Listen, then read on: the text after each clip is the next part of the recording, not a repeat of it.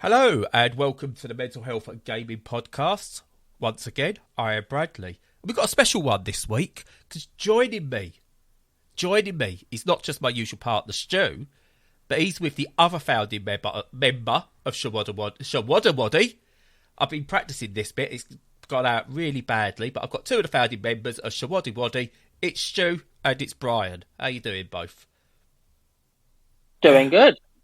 Yeah, good, thanks. I'm not sure about the Shawaddy reference. I'm not sure if Bryan was even born.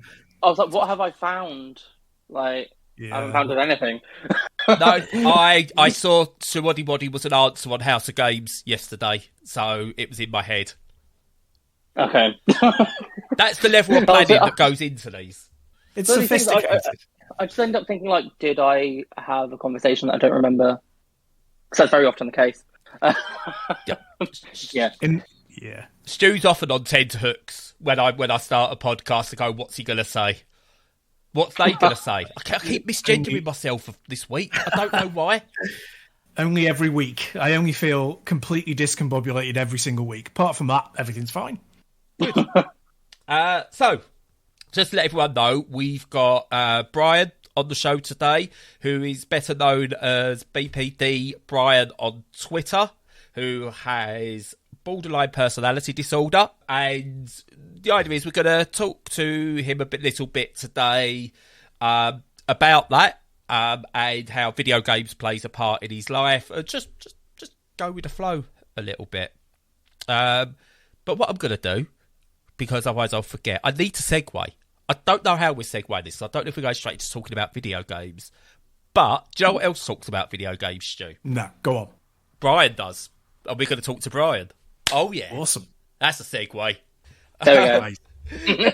So, Bryan, just what I want to ask you first and foremost.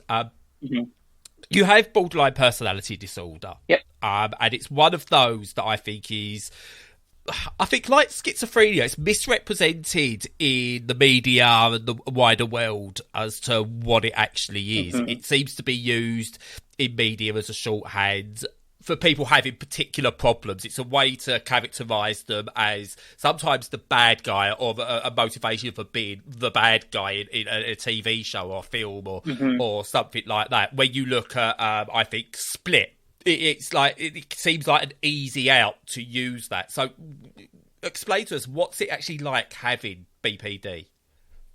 Yeah, so I think I haven't seen Split, so I can't really comment. I'm not sure whether that's more about DID, which is dissociative identity disorder, but also I don't know whether it's just about the splitting trait of BPD, but I think that's also in DID as well. But in my experience, I think for me, borderline personality disorder, it at the core is a fear of abandonment and a combination of bullying, chronic invalidation, abuse and trauma.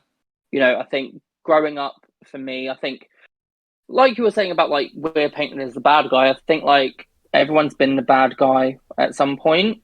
But I think the other thing as well, society doesn't want to look at attachment styles and kind of upbringing as to why people go towards certain relationships or certain people. It's very much that everyone has this mindset of well, if everyone around you is the problem, then you're the problem, which can be the case. But in terms of, growing up in an abusive childhood and stuff, you go to people that feels familiar. So you keep repeating that pattern.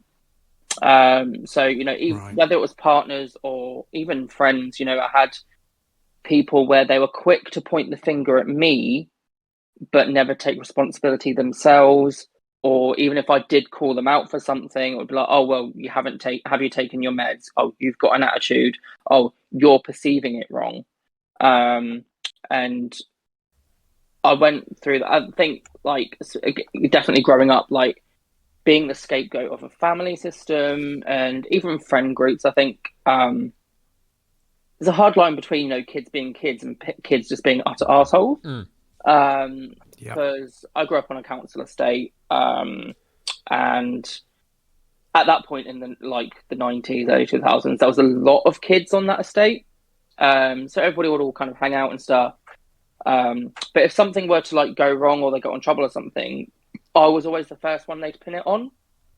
I remember there was an incident that was around somebody's house, and I think the other two were like doing something. I think they were like jumping on the bed or something, and I was just literally stood in the corner. The bed breaks, and they blamed me for it, which resulted in their parents shouting at me. I had someone else's parent hit me, and you know, like it was always, and I think also as well, like at school, it was always, it would build and build, and then I'd react, but I'd get punished for my reaction. Yeah. Despite them not doing the best efforts to put a stop to the bullying, it was always, oh, well, don't retaliate, don't do anything, as if I had to become a doormat to that kind of behaviour. But I think with that fear of abandonment, when it came to especially romantic relationships, I feel romantic relationships are very much a more triggering space for me.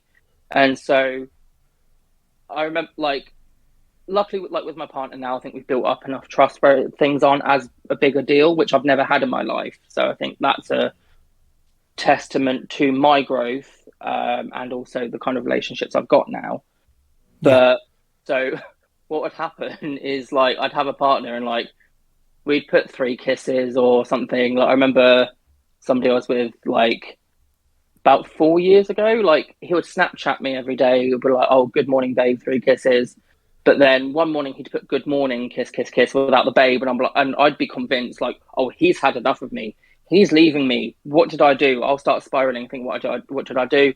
Then I'll be constantly messaging like, "What have I done? I'm really sorry." But then sometimes I'd think, "Oh, maybe they've done something." So then I'd kind of be like, "Oh no, they've done," like I'd kind of like constantly just message until I got an answer. Yeah. Which you know, I think I very much recognise that's toxic. Sometimes I know people with ADHD as well, or BPD, they can unintentionally come across as if they're love bombing as well. But I remember there was this guy that I was seeing in very early days, like he called me up saying he was in a car accident. I was like, holy shit, like I hope you're okay. Then my doorbell goes, so I go and answer it, and it's him. And he was like, "Oh, I wanted to surprise you." I'm like, "By telling me you had a car accident?" Oh dear. Like, it's one of those things, though. I think like I think unfortunately I did develop stuff from people. Like I think especially in a toxic family environment, for example, because I was the more sensitive one, I had a lot of people telling me, "Oh, you need to be more like me. You need to be more like this." So unfortunately, I think in some circumstances I did pick up toxic traits from other people, despite me knowing, like, or thinking, "Hang on, that doesn't seem right." But because it was coming from all angles, I'm like, "Oh, maybe they are right that I need to be more like that."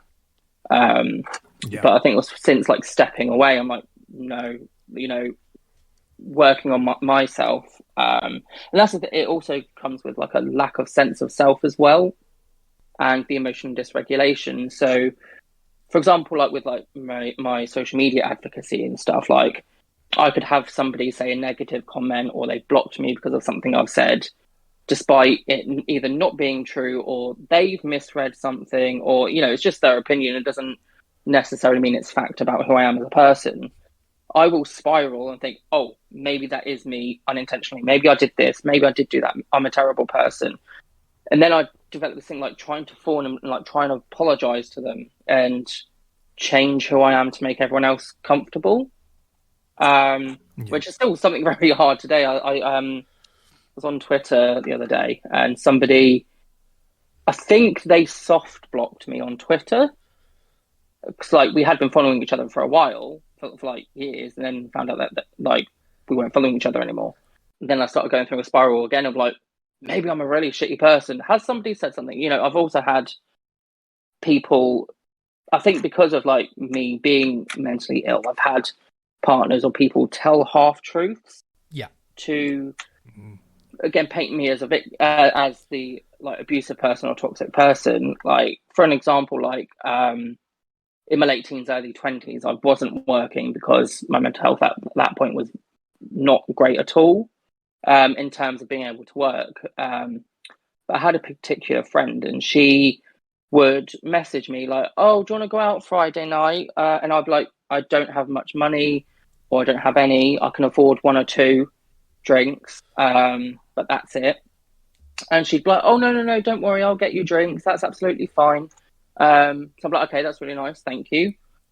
We'd go out, and then her other friends would turn up, and she'd start saying that I was scrounging off of her. And there was another, like, with the same person, we went to Brighton for her birthday. And again, like, I was working part-time at that point, but I was like, okay, I can afford to pay half the hotel that we're staying in, a couple of drinks, and obviously the train and stuff to get up there, and some food. She was like, that's absolutely fine. But then last minute, she invited another friend, which meant we had to get a more expensive train. We had to sneak this friend into the hotel when she shouldn't have been in there. We ended up not staying in the hotel because this friend was sick in the shower, and they was like, oh my God, we can't stay in here, we need to go. And again, she was saying, oh, Bryan didn't pay for anything, like, blah, blah, blah. And I was just like, are you going to tell everybody the rest of what happened? But because people would do that, they do gang up on you and start thinking, oh shit, what have I done? And you end up apologizing. Yeah. So like, in terms of gaming, actually, I think like person that I was in a relationship with about 4 years ago, our connection was gaming at one point. Yeah. That's how we started getting to know each other. And because of that lack of sense of self, when we broke up, I didn't want to go near video games at all because it was too painful to even like play a video game. It sounds stupid, but because there was that kind of emotional connection, I was like, I don't want anything. And this is the other thing, like, I've had exes kind of accuse me of being cold or heartless because after we've broken up, I'd go on Facebook or whatever and delete pictures of us together. But for me, I done it because I was like, okay, this is going to be very triggering to look at these pictures, so I'm going to delete them. Yeah. But also, like, I had quite a lot of messy breakups a lot of the time. I think, especially with like gay relationships, I think it was more common to kind of have long distance relationships at one point for me anyway. So, you know, things would always be over text or over FaceTime, which, like, I think since being with my partner now, I've recognised that does not work as a means of communicating issues. Like, I think it's much more productive when it's in person. Because then, like, I have the anxiety of like, oh God, what's going to happen when I hang up the phone? Or sometimes I'll hang up the phone because I just don't want to talk, and then it kind of like spirals. Yeah, sorry, I'm rambling. No. Cool. Trust me, Stu's used to it. No, that's cool. I've got so many questions already. Yeah, well, just fascinating. Just with that, I mean, there's a couple of bits you mentioned actually that I see in myself. It's in terms of in terms of relationships, maybe not like loving relationships or like with my partner or anything like that, but more in terms of friendships. I come across as very cold. I don't do hugging or touching or anything like that. When you've got some friends who do that and they're hugging and I'm just like, oh no, please don't. I come across as very cold and distant, and people often think that I'm being socially awkward on purpose and often don't invite me to things and stuff like that. I remember once being at an ice hockey gathering. We was at a weekend tournament. My son played ice hockey at the time, and there was a big barbecue and everything. And I just wasn't in the right frame of mind for it, but you're still expected to go. And I just I just felt everyone was looking at me. Everyone was looking at me because I was being cold. I was like short one-word answers and things like that. Yeah. And I would often hear people talk about me being like a cold personality, not someone who's easy to talk to, which is really would get to me because nothing could be further from the truth, could it, Stu? Really, I like to talk. Yeah. And it's like, so what you're saying sort of reads very, very true, that I think people paint you into a certain position and go, that's where you are. And that can always, that you start going to yourself, is that who I am? Yeah. But you can't, then you go, but that's not who I am. I'm trying to be the opposite of that. So I don't know why I come across as that. Yeah. And I think especially when they also won't take the time to sit down and understand you, you know, like I think when I was in the process of getting diagnosed with BPD, I remember I sent this particular partner just a YouTube video, just because obviously I didn't know how to really explain it for myself at that point. Just to kind of hopefully help him have a better perspective. And he was just like, "Oh, well, do you just think I'm not doing enough then?" And it almost felt like, I know, like, at some point I recognised that I was asking too much sometimes of partners or friends. But at the same time, I'm like, surely it's not too much to be a bit more accommodating. Like, with friends, you know, like you said, you know, about like kind of short one-word answers or seeming cold or even just seeming uncomfortable. But because it's a group of friends, you know, like they have that very much that majority rules kind of mindset. They're like, oh yeah, but you're the only one that's uncomfortable. Yeah. So, you know, we're happy for you to sit there and be uncomfortable while we're all absolutely fine. I had another friend where whenever I'd call them out for saying something like quite shitty, or they had a habit of kind of dropping plans with me last minute for other people or whatever. Or like they'd have me waiting all day. So I'm like, well, I'm guessing they're not turning up. I'll do other stuff. And then when I call them out on it, again, they're like, oh, well, you've got an attitude. And I think it's a thing where it builds, I think it builds to a little bit. And then you think, okay, I'll confront them about it in a calm way. You do that, and then you're met with that, and then you go back in yourself. You think, you know what, I'm not going to bother. I'll just, I'll just make sure everyone else is fine. I'll do other stuff around them, because it very much felt like my needs were always secondary. Yeah. And it's not to say, you know, like, because I think obviously like people do need to prioritize themselves, of course, but if it's always you that's the accusing of being the problem, maybe it's them. Sometimes. Yeah, totally. Yeah, no, I recognise a lot of that in types of behaviour in other people, probably sometimes in my own behaviour when I was growing up particularly, and particularly going out with groups of, you know, hetero males in my teens. It was very much a thing of, you know, banter, of trying to assert yourself and trying to be the one who's the funniest or the sharpest or the, you know, the cleverest or the biggest drinker or any of those sorts of things. And it's kind of like, as a sort of self-protection thing, anybody who doesn't keep up can very, very much be excluded quite quickly because they're seen as vulnerable. But even extending it past that, you know, people who've been in abusive relationships, like somebody I know who's had several marriages and they were all to abusers. There's obviously a common thing that resonates with that person. So they feel they want to be in that kind of relationship, or they feel attached, like you said about attachment theories and stuff, feel attached to that kind of behavior, and also don't have the kind of self-worth, you know, because of the way that they've been brought up, to recognize that as abusive behavior. And of course, this is all on the abuser. I'm not victim blaming whatsoever. No. But yeah, no. And then in retrospect, you're like, oh my God, you know, all of those behaviors are so obvious now and they're so terrible. I'm just learning now as I'm getting older, and thankfully through things like TikTok, ironically, and your content and others, is people with neurodivergent behavior, as it's so labeled. Very often that's part of the reason, you know, that's why we don't understand as well, and neurotypical people don't understand and exploit everybody else who is neurodivergent, and it suddenly all starts clicking. So the stuff that you're doing and the things that you're explaining now, I find really, really important and really useful, and they're fitting things together. And like, I'm even at my age going, I'm learning so much. It's teaching me so much about the way the world works.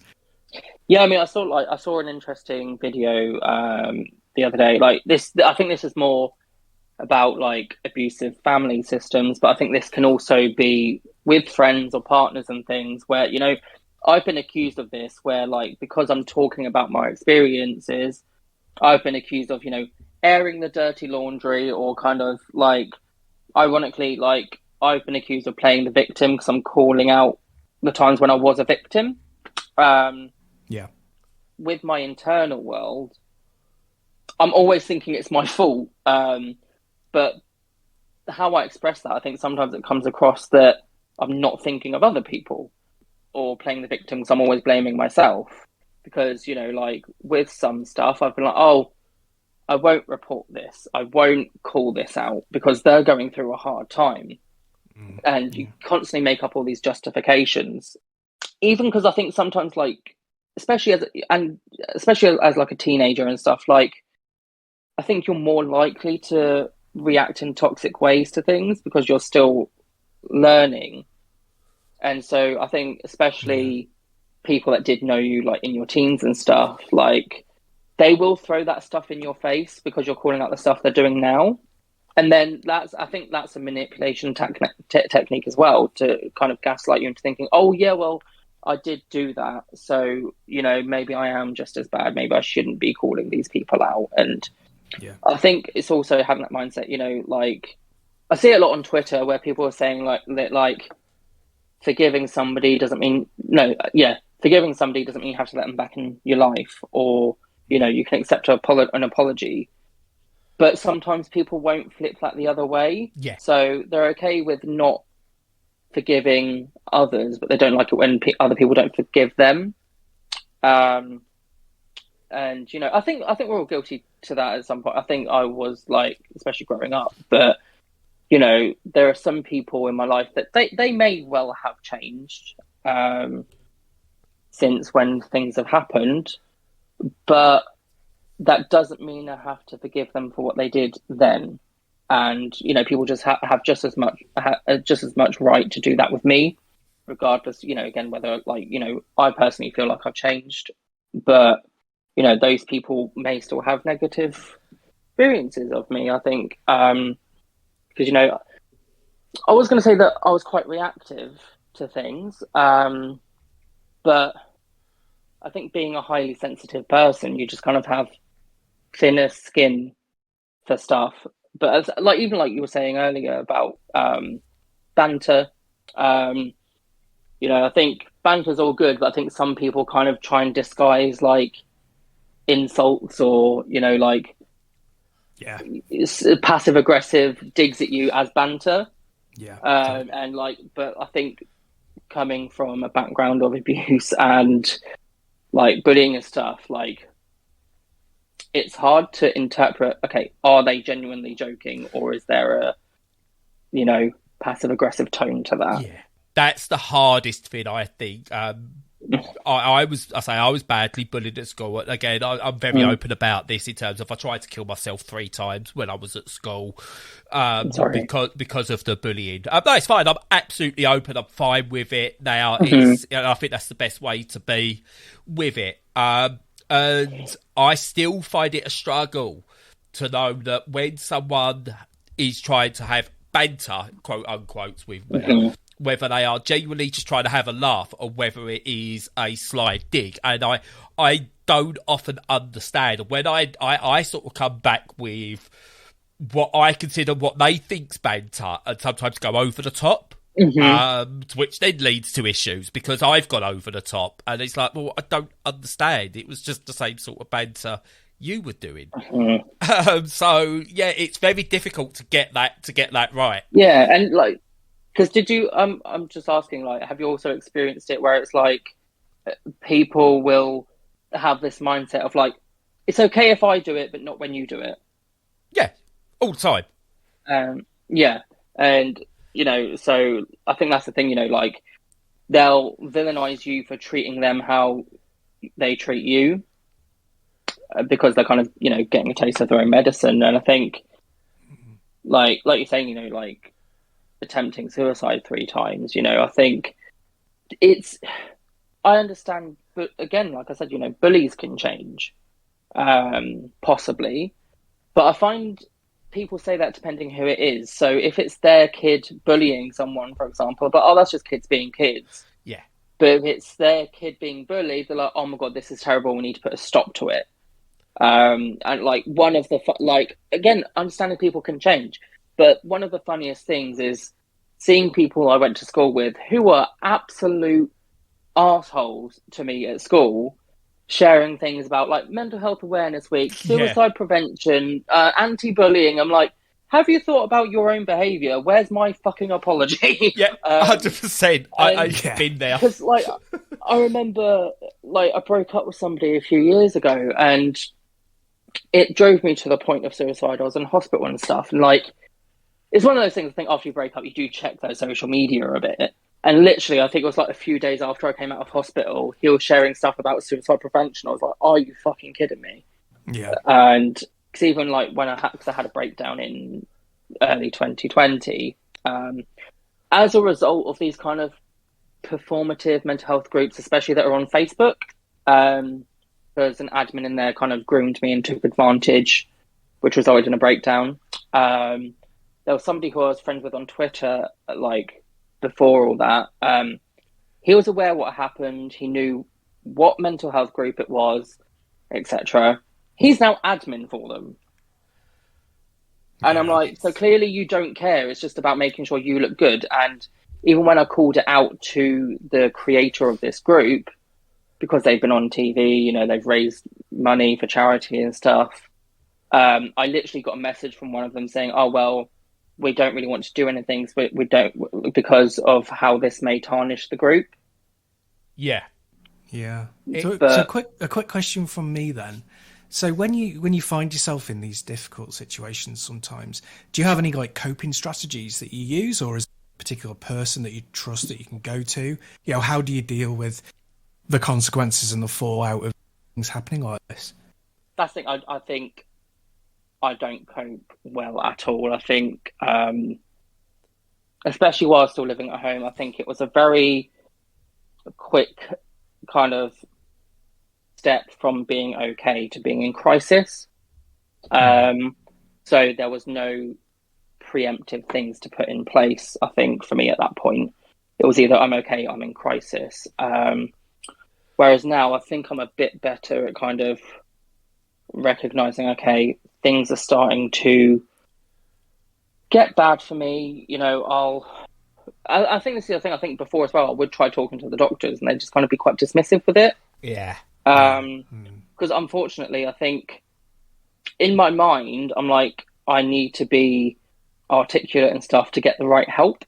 So then I'll go into like, you know, like an assessment or whatever, and they'll be like, oh, well, you seem fine. I'm like, but because I was like, oh, I don't want to say anything. Like, I was like, okay, I must be fine then. But sometimes they just don't listen. Like, there's this weird thing, again, I think like society, whether that's like professional people or just people in general, they're kind of like, oh, reach out if you're struggling. And then you reach out and they'll be like, oh, but if you were really struggling, you wouldn't reach out. Yeah, people. It's when you get people put up my door's always open. My table's always there, and you kind of start to just test the waters, dip your toe in, and see how willing they are. And yeah, not at all.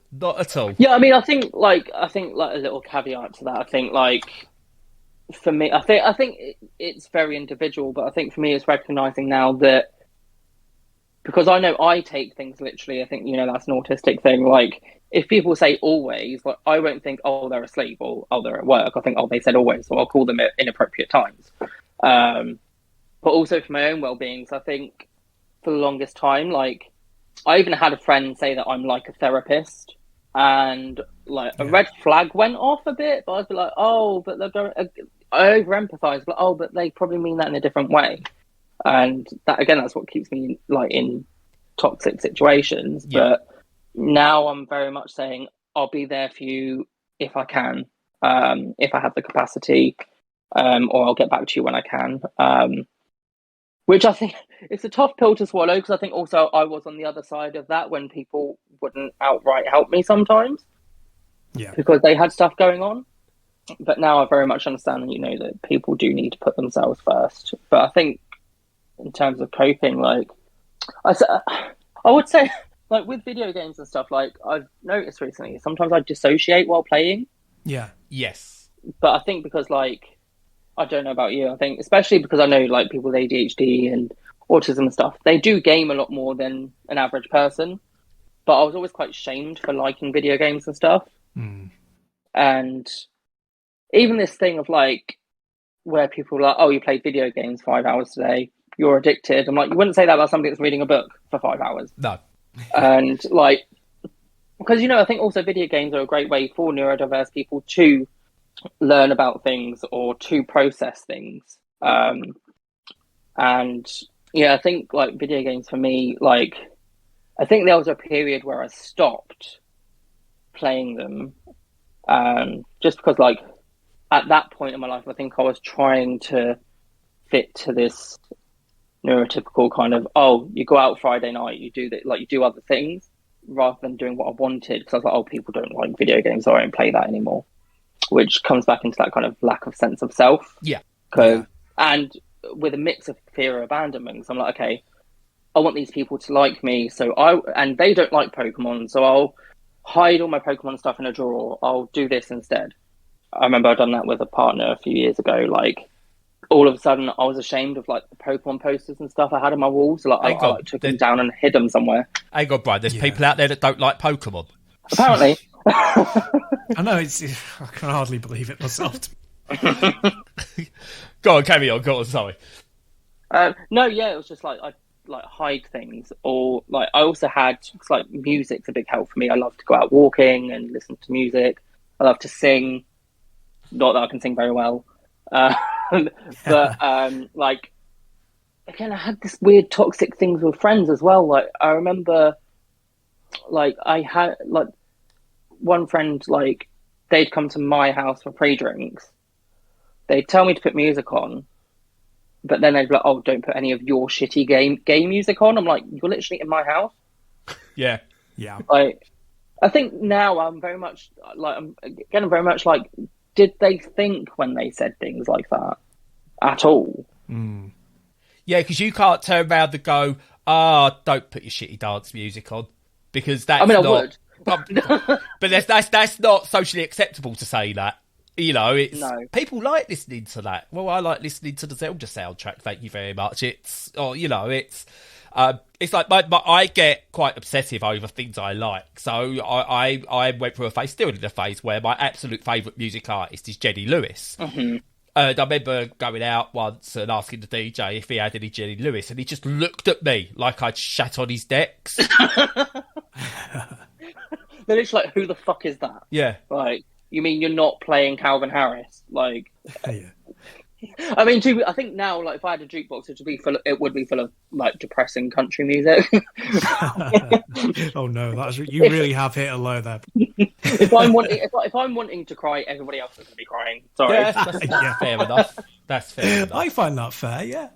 But I've only recently discovered like lo-fi, like video game soundtrack music. I was playing on the other day some lo-fi Animal Crossing ambient music going on, and it was just so relaxing.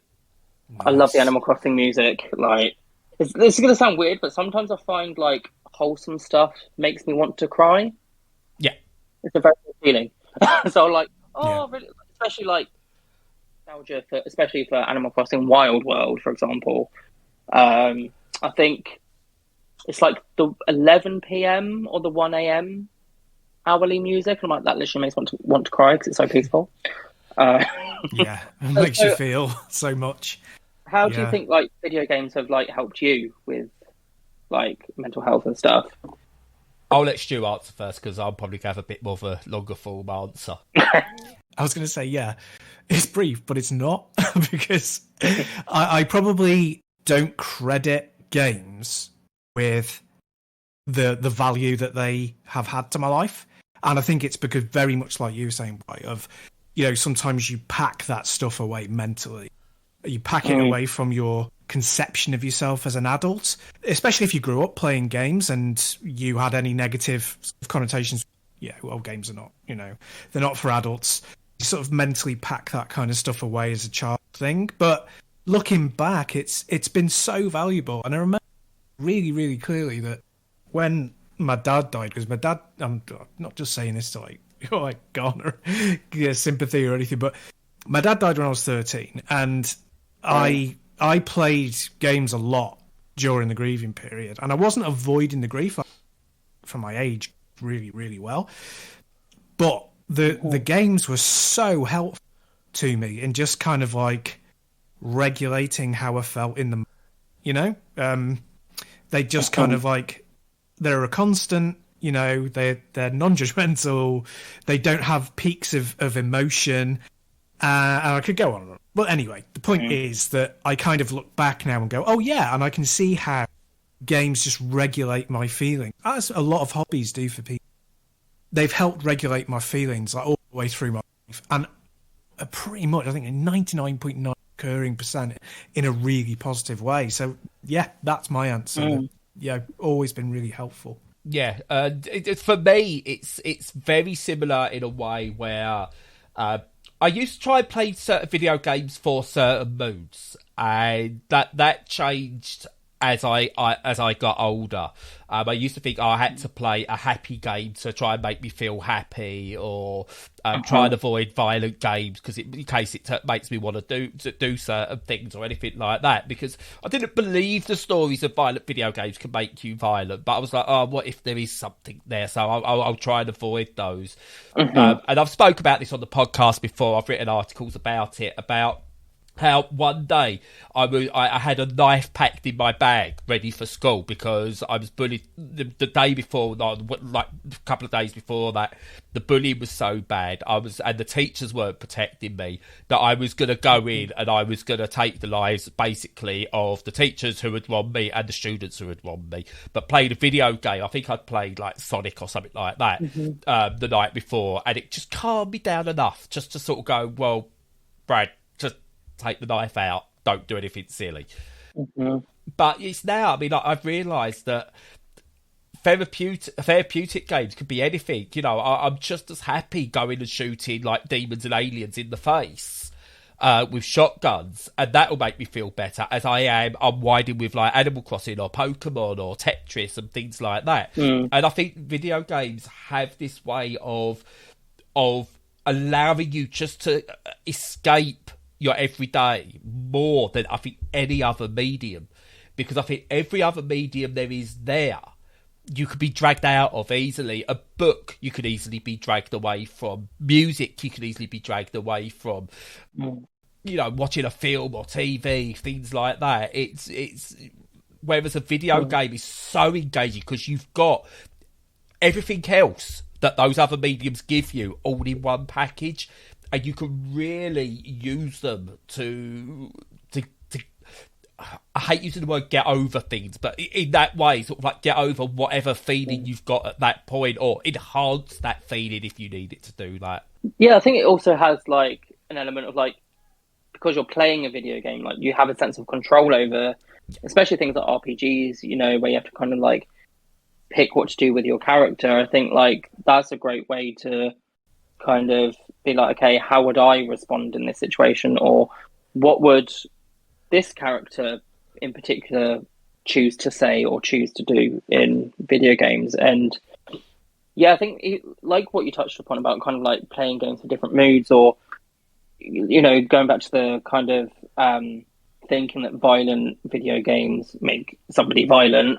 It's the same thing that I think I sort of have with TV shows now. Like, I used to love watching TV shows, but now I'm just so scared that things are going to be triggering that I just rewatch the same thing. Or sometimes, like, I think with video games, like, especially when it comes with depression, like, I'll put a game on and then, like, I just stare at, like, the title screen, or I can't pick what to play, or it's just too much energy to play it. But also, I think, like, with ADHD and like never finishing stuff, I get bored and then I start playing something else, and I have like a ton of unfinished games because I'm like, oh well, you know, I've kind of lost interest in that now.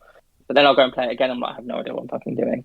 Yeah, like what the controls are, and like, so I've been tempted to like start doing streaming. Like I've got a PS4 camera and stuff, but this is the unfortunate thing. Like I'll type into YouTube how to stream on a budget, and they're like, you need at least £800.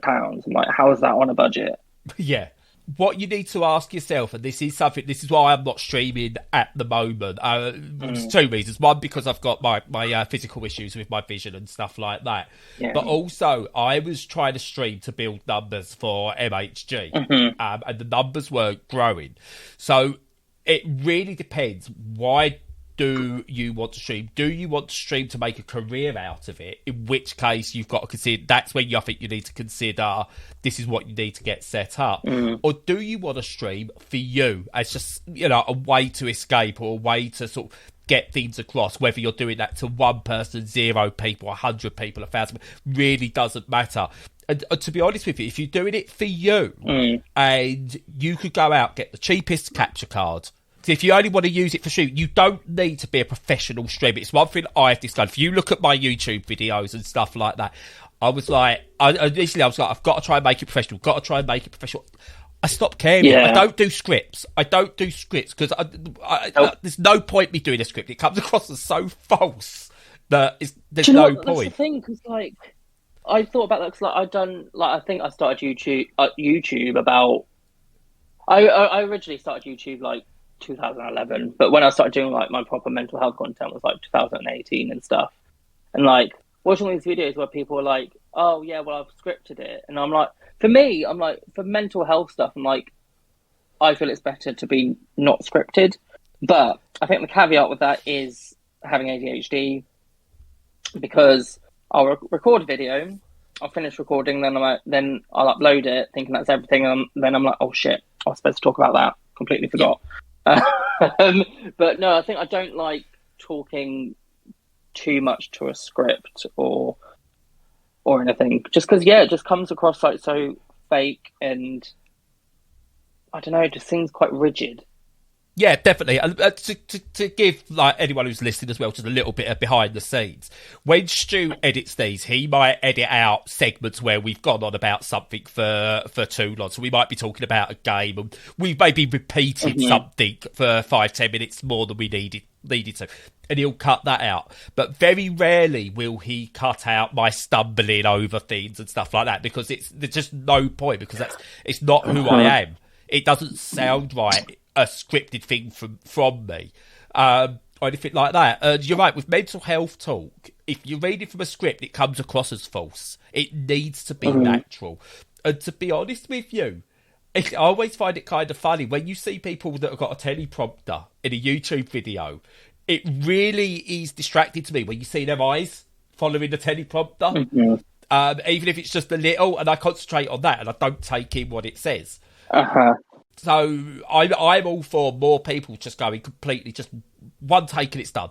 Just one take and it's done. That's you. And I think especially mental health content, whether it's video games, whether it's just pure mental health or anything, it's got to come straight from the heart, the brain, wherever it's coming from, and out. And then that's the take, because that's always when I think, especially when you've got ADHD and you're neurodivergent, that first take is the most honest, because you're not overthinking it. I think that's definitely true as when you're talking about emotional subjects and personal subjects, definitely.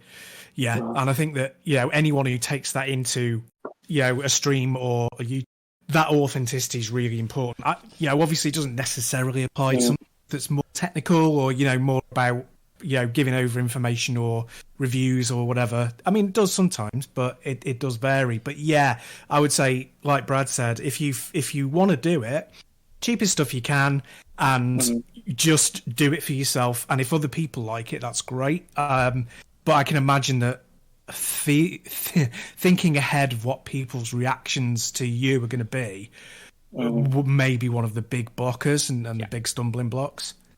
Yeah, and I think that's even been an issue with even my mental health content, talking about being authentic and stuff. Again with the BPD and lack of sense of self and kind of often wanting to please other people. Ironically, I went to record a video about having a lack of sense of self the other day, and then I was like, nope, this is not what people want to hear. People could not give a crap about me. What I'm saying is not what people want to hear. And also, I think, because I had therapy yesterday, and when talking about abuse and stuff, I said, oh, I'm really sorry. I feel like it's quite gossipy. And my therapist was like, why do you think it's gossipy? I was not expecting to kind of be questioned on that. And I think it's because recently I've had somebody try and out me because I've been calling out their stuff. Right. And so I've currently got this mindset now of like, I don't want to be too honest in case people start attacking me. Just because, again, like, I know I'm very sensitive. I know that I'll be crying in bed for a day if somebody says something horrible. And so I'm struggling to be authentic in a way where, thing is, I think about other people too much. Yeah.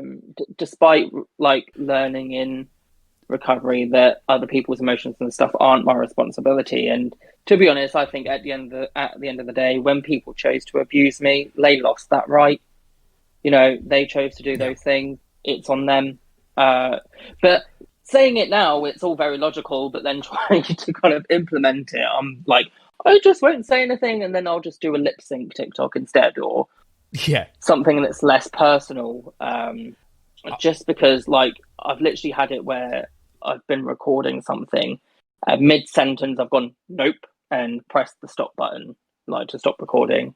And it's hard because, like, I've always wanted to come across as authentic. And I think also, like, with the current way, I think, especially Twitter, like, Twitter can be quite toxic, where people will kind of demand they do know everything about you, and then things you do want to leave out, they'll be like, oh, see, but why are you not talking about this? Or, you know, there must be something, you know, like, you know, there's some things I genuinely don't want to talk about my past and stuff. But it doesn't take away from the stuff that I am talking about. But I think especially, like, trying to be authentic with, the other thing I struggle with is kind of like making new friends. I discussed this with my partner that, like, because I've very much curated who I have around me, like, my closest friend, she lives about an hour away and she's very busy. I hardly ever get to see her. And so when I'm not with my partner, I'm alone a lot. But it's quite scary to be authentic with new people. I think for me, like, recording videos, doing podcasts or whatever, it's a bit easier for me to open up because, like, in a sense, I feel like, okay, I am sharing deep stuff, but there's not a close relationship with people there at that point. So there's not as much of a fear of abandonment or rejection. And so trying to make new friends is very hard. I think, especially, like, I think I've tried, like, online, I've tried Discord or Twitter and stuff, and, like, recognizing I don't have as much capacity as I used to either. Like, you know, like, trying to arrange, like, FaceTimes or chats, like, sometimes it gets too much, even just responding to messages, because I think because I've got a lot going on, I'm awaiting my autism assessment results, I'm waiting to have the ADHD assessment. There's a lot going on, so, like, I'm very forgetful. It's like I kind of want to wait for things to calm down, and so I think it's kind of currently learning to try and be authentic with myself before going for other people. Definitely. A lot of what you say reads very true for me as well. Like, my closest friend, my oldest friend, is half hour down the road, but I don't get to see her purely because I'm busy with my kids, she's busy with her kids, but also at the moment I'm still suffering from long COVID. I've been bunged up since August, September of last year. I just cannot shift this cold, this being this bunged up. And her partner at the towards the end of the year and the start of this year was diagnosed with a form of cancer. So I don't want to go round and potentially risk making him even iller. But then I start feeling guilty that I'm not going round and visiting, but I'm doing it because I don't want to make him any worse at the same time. But what I've found myself is now there's two things I look forward to every week. Bizarrely, one of them is going to get my foot ulcer checked because I've got an ulcer on the bottom of my foot because of diabetes. Going to get that checked because my podiatrist there is lovely and she loves to talk as well. So we'll chat for a full half hour. So that's like one of my social engagements for the week. And the other is doing the podcast with Stu. Honestly, if I didn't have that, I'd feel so lost now. I mean, we've been doing this, 2 years, Stu? Every week? Pretty much. Yeah. he'd probably love to take a few weeks off, give his ears a rest, but he can't. A few years. A few years. But I look forward to it. It's an important part of my life now. But what I wanted to ask you, and this is something I started doing, it took me a long while to probably get the bravery to do it.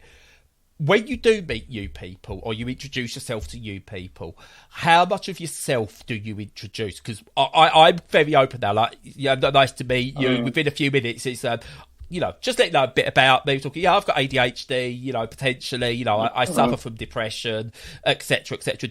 Are you quite open with that early, or is that something you still hold back with? Yeah, I mean, it is very much like, hi, nice to meet you. Here's my trauma. Yeah. And then they're like, and your account number is, like it's a hard balance, I think, because I think also it's trying to have so growing up, like being around toxic people and not having much confidence, like I would be in a shell a lot. I'd be quite shy. But what I noticed is like, this was like very far and few between, but when I was with one or two like healthy people, I felt more confident. I felt like I could talk about stuff. Yeah. And so there has definitely been like a divide between living at home and moving out and having my own space, creating my own identity and cutting people out and things, where I start to question, again, like going back to like being authentic, to question that authenticity.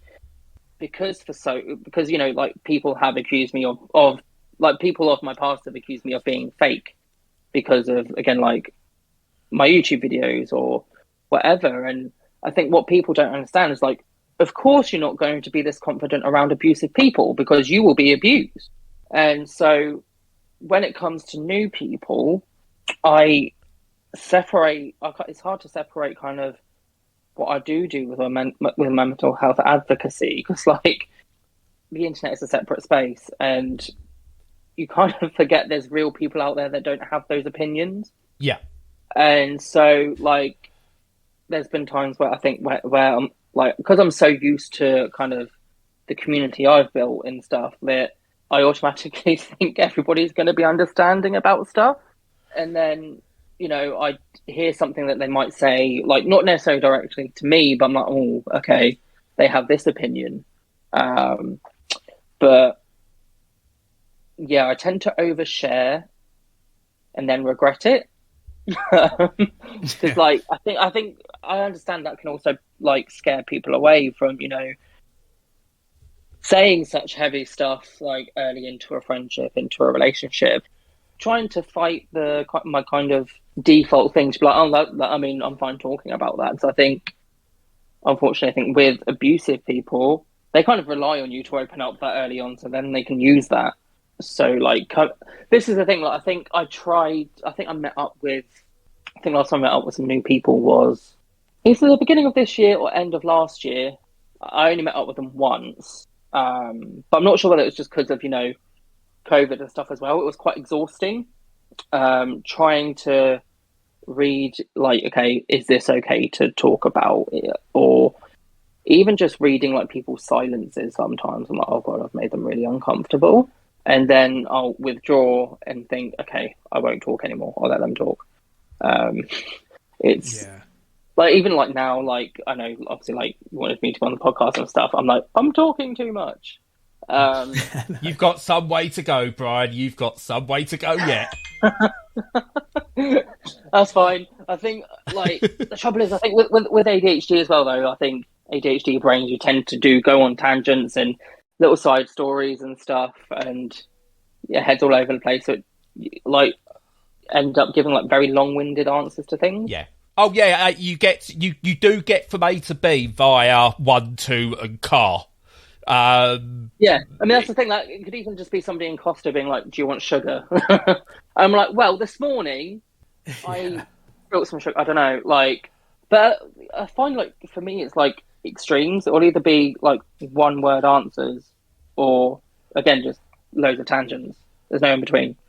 Oh yeah, no, definitely. And it's like, just for example, I mean, I can't do like dead air. As soon as there's like a silence, I'm like, I have to fill it. It's just something in my brain goes, oh, you've got to fill this dead air. Do not let dead air be part of it. Forgetting, like, for example, if we do get some, Stu can easily edit it out. Well, I'll probably make it more difficult for him by filling it. But it's like, you know, if it was doing our normal podcast, I was probably going to talk a bit about having to tell my daughter yesterday her favourite footballer is leaving Liverpool Women. And instead of just going, oh, she was really gutted, I know when I tell that story, I'd have had to have gone off to some tangent about how we got to her being a favourite player and stuff like that. Well, I've possibly mentioned it before, I don't know, but I will fill in all those gaps. But it won't just be about the football. It'll be about other stuff she's done and so on and so on. Oh, and that orange I had this morning or whatever, because it just pops in. And obviously with the ADHD, as you're probably very aware, Bryan, is you'll get random thoughts pop in that just go, well, no, I'm coming out your mouth at the same time as well. Yeah, and I think also, like, you think every detail is relevant to what you're talking about. Yeah. So I think I had this, like, with my therapist. Like, I think, like, he asked a question or something, and I literally went back and forth between, like, something that happened 3 years ago, something that happened 10 years ago, something that happened last week, something, like, that has no relevance, but I felt like it was relevant to give a backstory of it being relevant. And then they're like, okay, let's go. They're always like, okay, let's circle back to this. I'm like, I didn't realise. Oh, sorry. But yeah, I think also the other thing for me is, like, unfortunately, I think the mix of, like, BPD and ADHD, and I think, you know, especially with dissociation and stuff, like, it's very hard to process verbal information. Me and my partner spoke about it, where, like, because I said to him, was like, I'm worried that, like, people think that I don't listen to them, so I can't remember stuff, or, like, sometimes I can't remember details. So what would happen is, like, my partner might say he's got, like, a work meeting or something, and to me that's the important information, because obviously, because, like, he works in a castle and stuff, like, he talks about loads of museum stuff, which I think my brain's like, okay, that's not relevant. You don't need to remember that. You need to remember, okay, he's got a meeting at 2:00. Yeah, 100%. That's exactly how it is with me. And the other one I get is the subconscious of, if we could be sat there, me and my partner watching telly, and she'll comment on something or mention something, and I clearly haven't heard it, but subconsciously I have, and literally 2-3 seconds later, I'll repeat what she said, and she'll look at me and just go, I've just said that. I went, no, you never. I think, unfortunately, especially with ADHD and kind of having that forgetfulness and processing issues, I feel like that makes you more susceptible for people to gaslight you. Yeah. Because they'll be like, oh, you're remembering it wrong, and you think, oh, well, my memory is bad, so maybe I did remember it wrong. Or even if, like, I've called someone out, like, straight away, like, why did you say that? And then I'm like, oh, you're just interpreting it wrong. Oh, no, that's not what I said. It comes into so many different walks as well. I mean, when we're talking about games we've played and stuff like that, I could have literally just got off a game, because I think the names of characters or names of certain skills, depending on what the game is and stuff like that, really aren't the relevant information to me.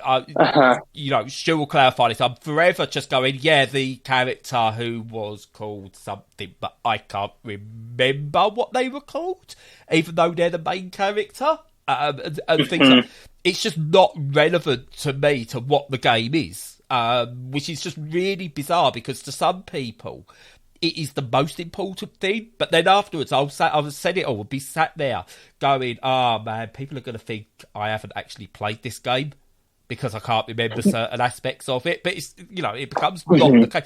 And it's the same with films and music and things like that. I recognise a song, couldn't tell you what it was called, couldn't tell you who sung it, couldn't tell you the lyrics, I will recognise it. But I can remember the most minute detail about some film I saw 16 years ago, and they get frustrated when other people can't. Yeah, because, like, for me with video games, though, I think I'm more of a gameplay person than story. Like, yeah, I think I'm a visual learner, so I can take things in by what's happening on the screen, but reading the text, like, it doesn't compute.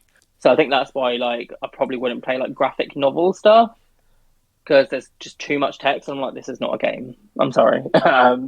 But so I love like watching like Pokemon YouTubers where they kind of do like 10 top 10, you know, like Pokemon characters or Pokemon from each generation or Easter eggs and stuff. Like, despite playing some of the games like probably at least 3 times, I'm like, I do not remember this. Yeah. Well, I Even don't. though, like, it's a quite... I only found out 5 years ago that you're not playing as Ash. Yeah. I've played every Pokemon game. I didn't know you wasn't Ash until about 5 years ago. Did you call every character Ash? No, I don't. I think I used to give him my name, but as far as I was concerned, it was Ash from the anime. I just assumed you was playing as Ash because just one of those things. Other stories stick with me. So the story in Persona 4, Golden, that stuck with me, as did the story in The Last of Us. That stuck with me more than the gameplay. Right. But other stuff, you know, The Last of Us 2, couldn't care. Did not care one little bit. But the story of The Last of Us, stuck with me. I suppose, like, I don't know whether, like, as well, like, it depends what your mental state is when you're playing those particular games. Like, so I think, like, even, like, going through, like, my PS4, like, trophy list, there'll be things I'm like, I do not remember playing that.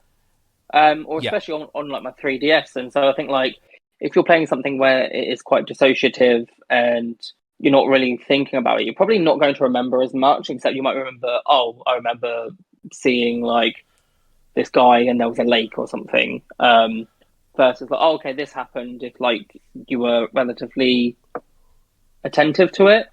But it's weird because like I think the only time I think I've cried at a video game was the end of Kingdom Hearts 3. All right. But I think it was just because it was nostalgic. Yeah. Because there was such a big wait between 2 and 3, and Kingdom Hearts is like one of my favorite franchises. And like, I think I even like cried like with like the opening credits. I was like, "Oh my god, it's finally here!" Yeah. Whereas like the story, fuck knows. But yeah, I think like, although I think I like things like Life is Strange. I think like games a lot. I think like you said, you know, playing different games with different moods. Like because I've been currently on like a RPG thing, I do get a bit bored, so then I don't complete them. I know sometimes people say to like use like a palate cleanser. But like this year, I recently just like really got into Yokai Watch. Such a great series. I think like 'cause it was always called like a Pokemon rip-off clone. But it's actually like I think especially because like Yokai Watch 3, I bought that digitally because the physical copy is like really rare. But it's been a while since I've been that immersed in a new franchise. Like, because I think the trouble is like. I'm never one of those completionist people, like 100% things. Like, there's too much. Like even with like, I think the thing is, I know like with ADHD, it's often you'll always do things like 80% and then you'll stop. Yeah. There's a lot of Pokemon. That scares me going into newer generations. It's just like there's just too many. I just, you know, give me Pikachu, give me Grookey. I've noticed a pattern with Pokemon though. I think like. Depending what generation you start with, depends on what generation people see most fondly. Yeah. So for me, like, I was a Pokemon fan from, like, when it first came out, like, with Gen 1 and stuff. But my first proper game wasn't until Ruby and Sapphire. So I think, like, I have a lot of memories with that. And I think... Because that was actually how I made really good friends with the friend that I'm still friends with now, is that... It's going to sound really weird. I bought a pack of Pokemon cards that day, I think, and I was randomly just stood in my front garden just staring at my Pokemon cards, because why not? I don't even think it was that sunny. But I was like, yeah, let's look at Pokemon cards in the garden. And this girl starts like riding up on her bike, and then she's like, oh, those Pokemon cards. And usually I'm like, oh god, are you going to beat me up? You're going to have a go? Like, what's going to happen? That was usually the case. Like, oh my god, you like Pokemon, so pathetic. And she's like, oh no, I really like Pokemon. I was like, okay, cool. Do you want a Pokemon card? So I already got that one. And then we became friends since that. And it's actually quite a funny thing. So luckily, I had Pokemon Sapphire and she had Pokemon Ruby. So now we do a thing like whenever there's a new Pokemon game coming out, we're like, okay, which one do you want? And usually we tend to want the opposite ones anyway. Yeah. So it works out fine. So we could do trading and stuff. But just that first like summer, like playing Ruby and Sapphire together and having that shared experience was like such a great feeling. That I have so many fond memories of that. I have this weird fear sometimes of experiencing stuff with people just in case that relationship ends and then I know that those memories are going to upset me. Yeah. It's a very weird fear. So I'm like, I'll just do things on my own so there's no emotional connotations to it and then it won't trigger me at all. I don't know whether like this is just like weird delusional thoughts, but I don't know if you've ever thought like what a TV show would be like if it's set in your town. I think because like I've sometimes done like skits on TikTok and stuff of like the kind of bullies and stuff that I have encountered. Yeah. And like just picturing like, okay, like what would my school bully be like in a TV show or even like the reality TV show, just like how people would come across. But then this is the other thing, like it's scary when you think other people have different perceptions of you. Yeah. Especially when you don't have a sense of self, because then you're like, okay, this person sees me like that. That person sees me like this. I see me like that. Which one's the real one?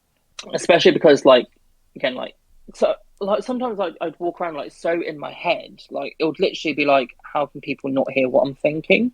So it very much seems like I'm having out loud thoughts. Yeah. Like, it's hard to explain. But no, I think kind of, thinking, okay, how would this little, like, because I live in quite a small town where everyone knows everyone, and my mum's one of 13, so I have a huge family. So can't walk two minutes down the road without seeing somebody I'm either related to or I know from school. So just kind of trying to think how that would be kind of portrayed on TV. I mean, here, I think it's very much like people still have the mindsets of like the 1940s. Yeah. I remember, like, I think it was during Black Lives Matter, like, seeing some people that I was friends with on Facebook that I used to go to school with. Like, some of the stuff they were sharing, I was like, oh my fucking God, I'm embarrassed to know them. Like, that is, like, those are, like some really awful takes. Like, you're being racist. And, people also still very much that thing of, like, I don't mind gay people, just don't shove it in our faces while, they're straddling their boyfriend in the bread aisle in Sainsbury's. You mean you're not? Surely No, you keep it localised to Morrison's. Well, exactly. Like, you let that kind of stuff go there, you see. Right, let's cut it there. Bryan, I will will happily have you on again. This is absolutely brilliant stuff. So what we'll do, me and Bryan will shut up now. Yeah, no, thanks ever so much, Bryan. It's been fun. Thank you very much. It's been really good. And enjoyed talking. So thank you. It's been fascinating. It certainly has. It was great speaking to Bryan. Fascinating, as Brad said. And we'll look forward to having him on again in the future. In the meantime, I hope you liked this episode. Follow us on all the socials. Join our Discord if you feel like it. And, as usual, stay safe and stay sane.